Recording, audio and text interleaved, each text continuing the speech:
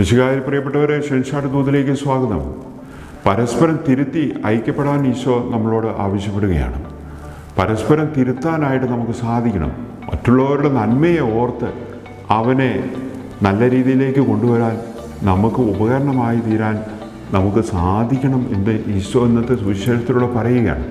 എൻ്റെ സഹോദരനെ ഞാൻ തിരുത്തുന്നത് വഴിയായിട്ട്, അല്ലെങ്കിൽ അവനെ നല്ല വഴിയിലേക്ക് നയിക്കാൻ ഉതകുന്ന കാര്യങ്ങൾ ഞാൻ അവനോട് പറഞ്ഞു കൊടുക്കാൻ എനിക്ക് സാധിക്കുന്നുവെങ്കിൽ ആ സഹോദരനെ ഞാൻ നേടുന്നു.